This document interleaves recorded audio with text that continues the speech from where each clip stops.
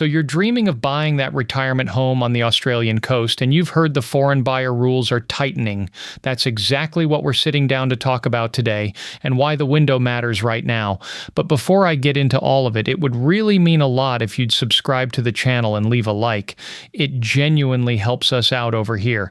If you've ever caught yourself scrolling Australian coastal listings late at night, stay right here with me.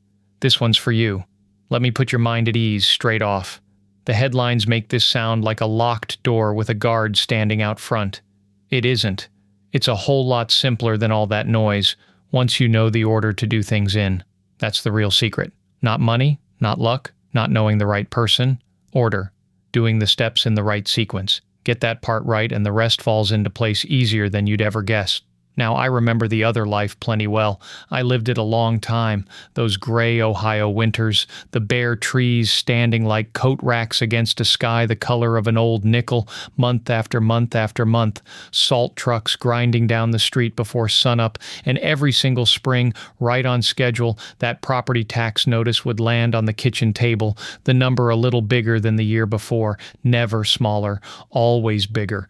I'd sit there with my coffee going cold in my hand and daydream about a porch somewhere warm, a place where I could smell the eucalyptus after the rain instead of hearing the furnace kick on for the 4th time before breakfast.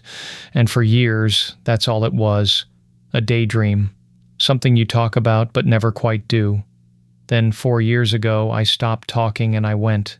A quiet little town north of the Sunshine Coast. Nothing grand, mind you. A modest brick home 2 streets back from the water. Single story, a little patch of garden out front, a porch that catches the morning light just right, and that salty Pacific breeze I used to only dream about. It rolls right up the street and greets me every single morning without fail. The cockatoos screech me awake at dawn, the whole noisy flock of them carrying on in the gum tree out back like they own the place. 4 years in, and it still makes me grin like a kid on his birthday. So you might be sitting there thinking, all right, sounds lovely, but can a fella from Ohio really just wander over and buy a house down here? Fair question. And here's the one thing nobody bothers to tell you before you make the move. No. Not like a local, you can't. Not straight off. As an American, there's a gate you pass through first, before you sign your name on a single piece of paper. And that gate has a name. The Foreign Investment Review Board. Most folks around here just call it the FIRB. Any non-resident who wants to buy property in Australia goes to them for approval before the deal can go ahead. That's it. That's the great big scary monster everybody whispers about over the fence. Now I know the moment you hear a government board with 3 initials, your shoulders climb up around your ears. Let them drop. Really, let them drop. Because I want to be straight with you about the part that actually trips people up. And it isn't the board itself. The honest truth is, the hardest part of buying a coastal home out here was never finding the beach house. Those are everywhere, and they're beautiful. No, the hard part is knowing the FIRB steps and all the paperwork in the right order, what you lodge first, what comes after that, and how to time the whole thing before the rules tighten up on you. Nobody handed me that. I learned it the slow way, one step at a time. So over these 4 years, I wrote it all down. The approvals, the timing, the little things no real estate agent ever thinks to mention, and I gathered it into a guide I call OnewayGuide.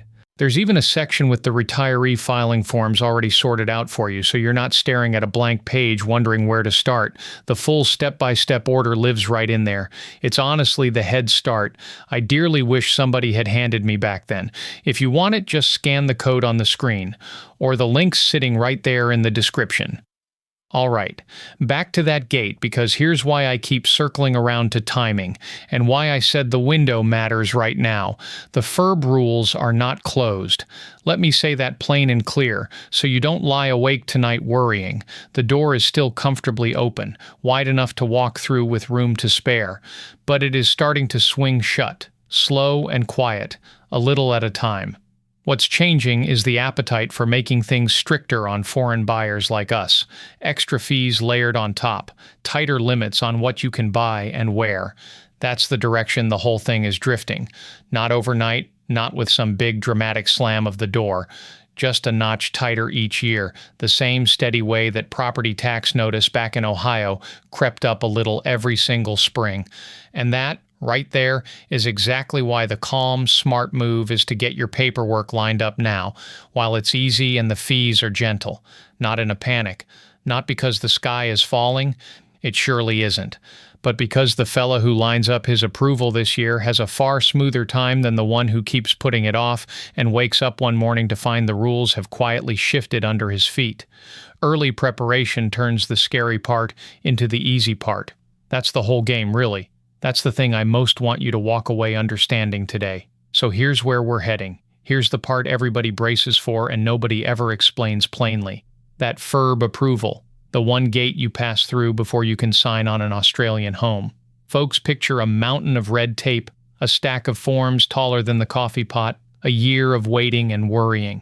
So let me show you exactly what it looks like from the inside. What you actually lodge, what you actually pay, and why, for a place you're truly going to live in, it comes through cleaner than you'd ever expect. So what does that FIRB approval really look like for someone like you and me? Let me walk you right through it. So let me open that gate for you and show you what's really behind it, because from the porch here, 4 years on, I can tell you it's a whole lot smaller than the shadow it casts. The Foreign Investment Review Board, the FIRB. Say it out loud and it sounds like a wall you'll spend a year climbing. It isn't. When you sit down and actually look at it, that mountain of red tape shrinks down to a single quiet afternoon at the kitchen table. Here's the order, plain and simple. Grab that coffee and stay with me here, because this is the exact order that keeps the whole thing calm. It goes like this. You lodge your application, you pay the fee, then the approval comes through. That's the shape of it. 3 moves. You fill out the form, you tell them the kind of place you're after, and roughly what you'll pay, you send it off. Then comes the little fee, and yes, it's a real number, but it's the price of a door swinging open, not a fine. And then you wait. Not long for what most of us are buying. You do all of that before you sign a single thing on a single house. That's the part folks skip in their heads, and it's the part that matters most. Now let me put your mind at ease on the outcome, because this is where the headlines get it wrong. For a place you'll actually live in, your home, your porch, your patch 2 streets back from the water, the approval comes through cleaner and more straightforward than all the noise would have you believe. The rules get stricter when somebody's buying up 10 apartments to flip them. That's not you. You're one American retiree wanting one quiet home to grow old in. In the eyes of the board, that's about the friendliest application there is. It's a small assignment. It is not a wall. Say that to yourself a few times, because the fear of it is heavier than the thing itself. I can tell you that from my own 2 hands. When I lined mine up years back, sitting right at a table not much different from the one you've got, I kept waiting for the catch. The trap door. It never came. I filled it in, I paid, I waited, and one ordinary morning the word came back that I was good to go. And then again, more recently, I was chatting with the officer at renewal time, and it struck me all over. How ordinary and human the whole thing feels. No cold marble hall, no scowling clerk. Just a fellow doing his job, asking me how I was settling in, telling me his cousin had moved up the coast too. The whole business felt like it could have happened over a cup of coffee, because that's really all it is. So hold on to the golden rule, and it's the heart of everything I'm telling you today. Do it in order. FIRB first, then the deposit, then the settlement. In that sequence. You get your approval sorted before you're handing over deposit money, and the settlement comes last, once everything's clean. When people get into trouble, and I've watched a couple do it, it's almost always because they fell in love with a house, threw money at it, and only then went looking for the approval. Backwards. Do it forwards. FIRB first, then the deposit, then the settlement, and I promise you, nothing trips you up. The order is the whole trick. Now, I'd be doing you wrong if I stopped there and told you it all stays this easy forever. It doesn't, and I'd rather you hear it straight from me on the porch than from some scary article. Here's what's actually shifting. The appetite for tighter rules is growing. You can feel it in the air over here. There's more talk every year about layering extra fees on foreign buyers and putting tighter limits on what we can buy and how we can buy it, not slamming the door, but leaning on it. If you're nodding because you felt that pressure that the door's closing, you're not wrong, and I'll tell you honestly how fast it's moving. It's not a stampede. Nobody's going to wake up tomorrow and lock retirees out of the country. It's slower than that and steadier, which is exactly why it's easy to keep putting off. A little more cost here, a little more friction there. Each year the same dream costs a touch more to reach and asks a touch more paperwork of you. That's the honest picture. No panic in it, just a door that's still comfortably open, with a hand starting to push it toward the frame. And here's the thing to sit with, calm as you like. Those changes don't lock you out. Let me say that plainly so it lands. They don't lock you out. What they do is raise the cost and raise the friction. More fees, more waiting, more hoops. Which is the very reason the smart move is to line up your approval now, while it's relaxed instead of rushing it later when it's grown teeth. This isn't me telling you to hurry, it's me telling you to be early. There's a world of difference. The person who lines up their FIRB paperwork this year does it over coffee, unbothered. The one who waits 3 years does the same job with a stopwatch running and a bigger bill on the table. Same door, just cheaper and calmer to walk through today. Let me pull us back out of the paperwork for a second, because none of this is really about forms. Close your eyes with me. It's the smell of eucalyptus after the rain. That sharp, clean green that rises off the leaves when the sun comes back out. It's the easy pace of it, the long, bright stretch of the Gold Coast in the golden hour, all that light coming off the water, and then Adelaide's quieter stretches, the calm suburban streets where nobody's in a hurry, and the sea's just down the road. That's the thing on the far side of the FIRB gate, not a stamp on a page. A seaside porch with your name on it, the salty Pacific breeze coming up to meet you every single morning, and the cockatoos screeching you awake at dawn like they own the place. That's what you're buying. The paperwork is just the key. So that's the process laid bare, and I hope it feels smaller now than it did 10 minutes ago. But I know what a careful person is thinking right about now, because I thought it myself. Knowing the steps on paper is one thing. Living them, with real money and a real house on the line. Is it truly as smooth as I'm making it sound? Fair question, the very fairest. And I wouldn't ask you to take my word alone for it. You might be thinking, sure, but does all that planning really pay off when it's your turn? Let me introduce you to Walt. Because knowing the order on paper and living it are two different things. And that's where my good buddy Walt comes in. He moved out to a quiet stretch near Adelaide last year, and he was nervous about the whole thing, braced for the buying to be the hardest part of the entire move. He'd talked himself into believing it'd be the wall that broke him. What he actually found out surprised even me. And it's the best proof I can give you that this window is worth walking through now, while it's still comfortably open. So here's how it actually went for Walt. He'd called me up a good while before the move, and I could hear it in his voice, that low hum of worry that anybody gets when they're about to do something big. He was certain, dead certain, that the buying part was going to be the wall he'd smack into, and I understood it. From back in the States, staring at a map of the other side of the world, the whole thing looks like a mountain, so I flew over to see him. Picture the two of us at his kitchen table, mugs going cold, mapping the whole thing out. This is the part I really want you to hold on to.